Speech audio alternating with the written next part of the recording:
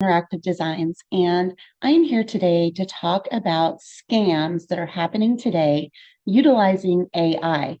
As business owners and honestly just consumers in society, we need to be aware that these scams are happening and they're getting better and better and better. It's really important that you educate not only your kids, your elderly parents, but also your team members that these things are going on and you do not want to fall victim to them.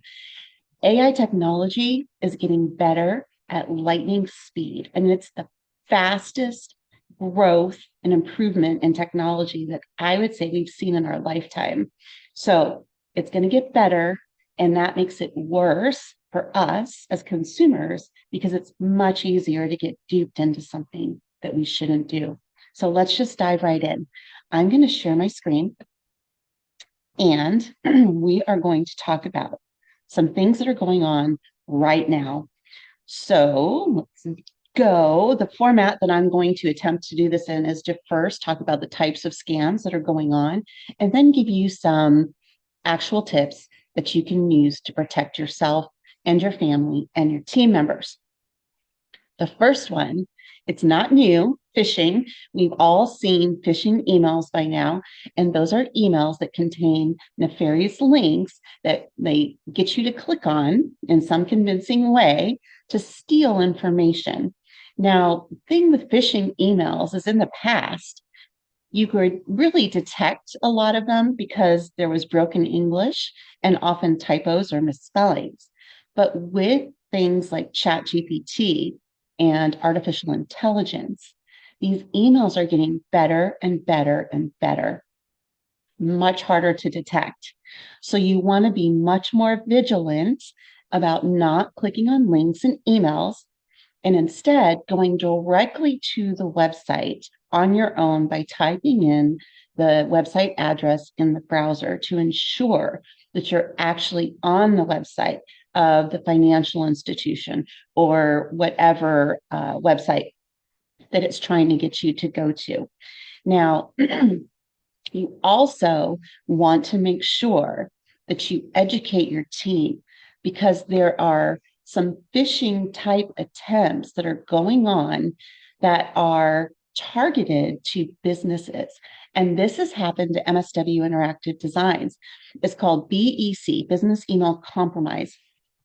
It's a phishing attempt where the person pretends to be the owner of the company or high-level CEO or an HR person, and they spoof the email and they send it to a team member or an employee, and they ask the employee to do something. So we've had this happen in our company. I can ask an employee to, as an example, click on the link and buy five $250 gift cards from Amazon because I want to disperse them to employees. Or if it's a new employee, they'll send an email that looks like it's coming from HR or from you, and they'll ask the person to provide all of this information to set up payroll or to set up the automatic deductions or automatic deposits into bank account. Your team needs to be aware that this is going on. The emails are not actually coming from you, they just appear to. So you want to make sure that your team knows you will never ask for sensitive information by email. You also want to make sure your team knows to be aware that if they get an email or a communication that's asking them to do something that's out of the ordinary, that they actually pick up the phone and call you personally and confirm that it's actually a real request.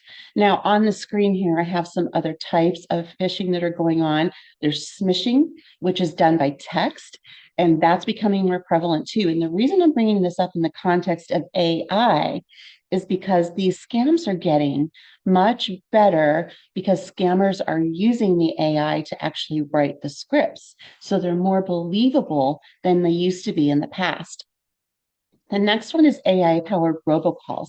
So scammers can use AI to generate robocalls that sound very human-like, and they can do them in mass. It makes the scam seem very convincing, and they can trick people into revealing personal information. or making payments to entities that don't actually exist. So you know that when you get this kind of a robocall, you never want to give out personal information over the phone to an unsolicited caller. Now, it seems like common sense, but common sense isn't always common practice, right? So if the call seems suspicious or you're not 100% confident, then what you want to do is find a reason to hang up and then call back.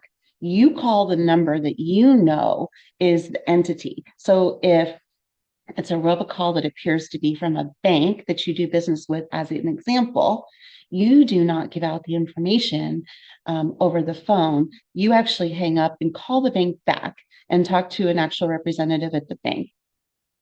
Next, social media bots. So AI powered bots can now be used to quickly spread misinformation and promote scams on social media platforms. This is something to be concerned about in elections. I don't want to get political here, but any kind of misinformation. There's bots now that can mass produce information and make it seem super real. Bots can reach out to you in Facebook Messenger. Bots can reach out to you via LinkedIn, and they seem like real people that need real things. So you want to make sure that you are confirming the identity of any person that reaches out to you before you actually give them any kind of personal information or access to any accounts. The next one that is prevalent is AI written fake reviews. Now, we all have gotten in the habit of relying on social proof. Social proof is where we, as consumers, we're searching for some kind of a service or a product and we go read reviews. Now, these bots can generate fake reviews en masse and mislead consumers into making purchase decisions that are not really good purchase decisions. So the reviews are lies. What you want to do is you want to look for patterns in language in the reviews. And then you also want to look at the number of reviews over a period of time. So if there's a lot of reviews that are posted on something over a very short period of time, be suspicious that those are AI written fake reviews. Next one is AI generated profiles. Now, on social media, we've all experienced in some way, shape, or form, probably the experience of like fake Facebook accounts or spoofed Facebook accounts. The reason I stuck a LinkedIn icon up here is because AI now is being used to generate profiles across multiple social media channels. So when you come across a profile, you can go to multiple social media channels and verify whether the person is actually a real person if they're reaching out to you or trying to connect with you. And the thing about AI is it's making them more and more believable.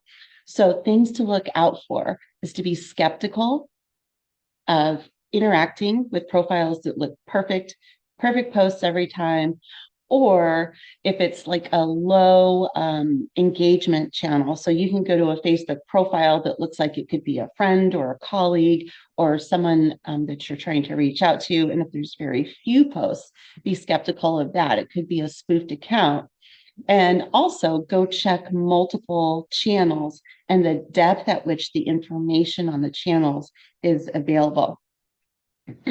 Next, phony investment scams. We're going to get into a little more a little more personal and scary schemes that are going on. So phony AI investment scams are already happening. So these scammers are targeting especially elderly people around investment schemes, and they're really putting out there with voice imitating technology, like backed by Elon Musk and backed by celebrities. If you go on YouTube and just do a search for AI voice spoofing, voice cloning, scams using AI voice, they're making it sound like legitimate people that you recognize their voice, and they're promoting these investment scams. You want to make sure that you are educating your elderly parents or elderly people that you care about, that these are not legitimate and that they should never, ever respond to a phone solicitation about an investment. It doesn't matter how realistic it sounds. And just wait, because we're going to get into some more deep fake technology and scams, and it is scary as heck. Next one is prompt injection attacks. So this involves injecting rogue prompts into an AI chatbot. And you might think, well, I don't use AI chatbots. Well, let me tell you what, you probably have and didn't even know. Okay. So Bing has integrated AI into its search function, and Google is beginning to do the same. So what happens is a prompt injection attack actually is someone trying to inject into a conversation or a prompt conversation that you're having with an AI technology. So let me give you an example. In a sophisticated attack, the prompt might not be to actually fetch information, but to perform an action in the background. So the injected prompt that's in your thread could be a command to send an email from your computer, place an order on a website, or even transfer funds to a specified account. The key is the chatbot has to have the capabilities and permission to do these things, but they do. So as an example, ChatGPT-4 now connects to the internet. So ChatGPT-4 can go out on the internet, click on links, and interact with websites. It's a little scary. You want to make sure that you have antivirus software, anti-malware software, all the things, all the security things on your computer, and make sure that they are up to date. So, it doesn't do any good to install Norton or Copernicus or Malwarebytes on your computer where you're not actually going and getting, daily, weekly updates on these, because nefarious links can easily be hidden on websites. They run in the background and you don't even know that it's happening. So this technology is growing quickly. It's getting smarter quickly, and we can easily fall victim to this kind of attack. A real life example, we'll start hypothetical.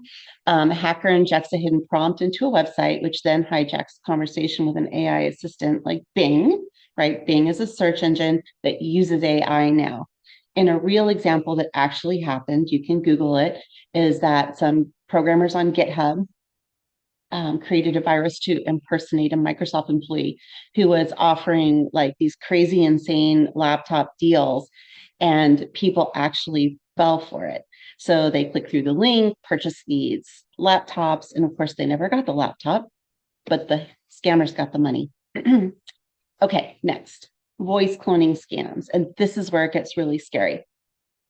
With just a few samples from someone's voice, AI can create a very convincing imitation of that person's voice.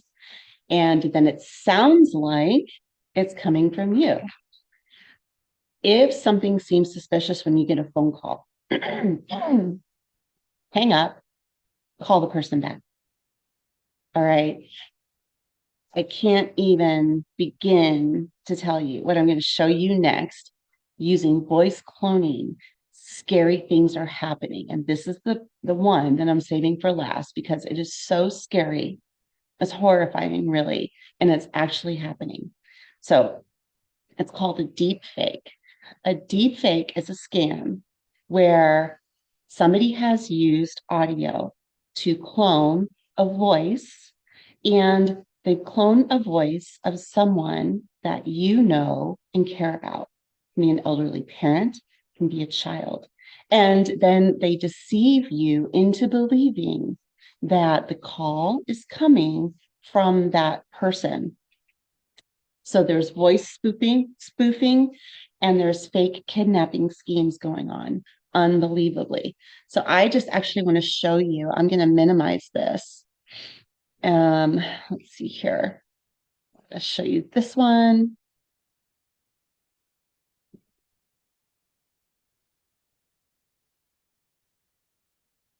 Battery 50%. Message here.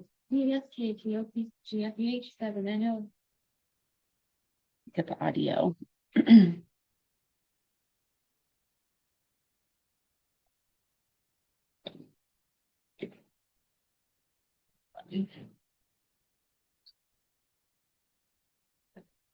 Oh, Facebook Live, right?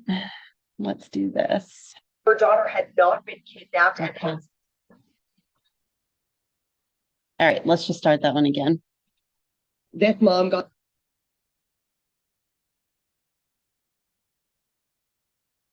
scariest phone call of her life. On the other end, she hears her daughter crying. She's like, Mom, I messed up, as she's crying and sobbing. Then a man gets on the line and claims he's kidnapped her 15-year-old daughter, Bree. He's like, listen here, I've got your daughter. You're not going to call anybody. You're not going to call the cops. And I just put the phone on mute and started screaming for help. The kidnappers demand $1 million before reducing it to $50,000. I, at that point, started screaming at them that I want to talk to my daughter again. But here's the thing. Her daughter had not been kidnapped, and that was not her begging mom for help. Her voice had been duplicated by a scammer using artificial intelligence. I think for a second. AI expert Hani Farid showed me how it's done. The Berkeley professor says he can take just a few examples of my real voice and manipulate it to say something I never said. I went over to YouTube and I searched for your name. I found an interview that you gave. It took me 5 seconds to do that. I uploaded that to a web service that I paid $5 a month for. In about 30 seconds, it cloned your voice. I typed what I wanted you to say, and it handed me an audio file back. That whole thing took me under 5 minutes to do. So I have the recording that you made. I'm going to play it right now. It's Alice Day. This is going to be hard to believe. They want $1 million.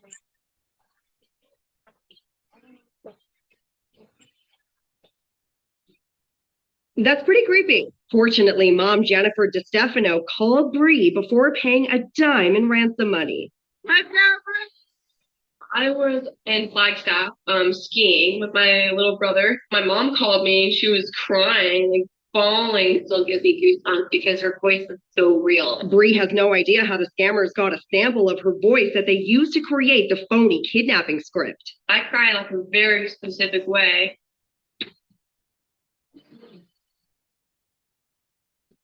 Okay, so I'm going to flip back here to the presentation and kind of talk about this a little bit. They said that Bree didn't know how the scammers got her voice, but I can tell you the way that scammers are getting children's voices and our own voices are through things like this. I'm recording this right now. It's going on Facebook. So my voice is out there. Anybody could take it and clone my voice. So if you have kids on TikTok, and they're talking in a video, their voice can be cloned. And it does not take a large sample. There's sites like 11 Labs that are scary good at cloning voices. You need to make sure that your parents, your team, and your children and your friends know that they need to confirm with you if there's some kind of panicky or scammy sounding phone call that goes on with a voice like this. And I recommend that you come up with some kind of a keyword, code word that your children or your elderly parents know, and you have not published it anywhere. And I mean, not in an email, not in a text message, not on a file on your computer. You actually have a conversation, and it's got to be something that you all know as a family that would not be obvious and would not be out on social profiles or anything like that. So it's super scary, guys. And this is voice technology. And guess what? Video technology is coming next. The video technology is out there right now to clone the way that people look. It's not super perfect yet. You can still identify video clones when you add the voice clones. But like I said, this is evolving at lightning speed, scary, scary fast. And so we are just literally, I'm going to say weeks, months away from having a video even appear to be like you. People can clone them and there's no regulation on this, right? So you just need to be aware. This is not a technology where you want to put your head in the sand and pretend it doesn't exist. You need to start having these conversations right now with your team so that your business doesn't get defrauded, with your kids so that your kids don't get taken advantage of, and with your elderly parents. And then you have the responsibility as a business owner, as a parent and a caregiver and a friend to make sure that you have these conversations with the people that you love. It makes me sad that we have to actually do videos like this and talk about things that are going on that are nefarious.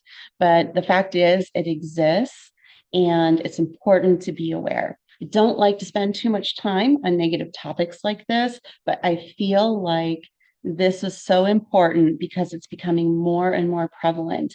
Now, I don't want you to shy away from AI. I want you to leverage it in your business. It is so powerful. It's a revolutionary technology. It's unlike anything we've ever seen in our lifetime, super powerful.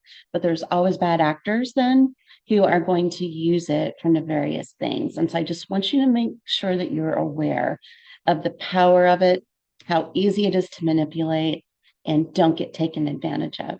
So I hope, I'm going to stop sharing.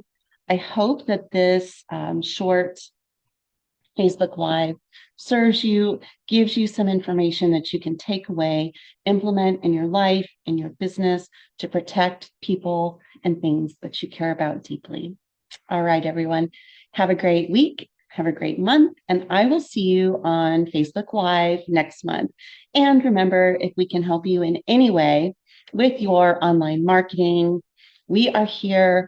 We work in a consultative model, so you can pick up the phone, talk to anyone on my team, schedule a consultation with me, and we can walk you through the ins and outs, do a review of your marketing, and put the web to work for you. See you later.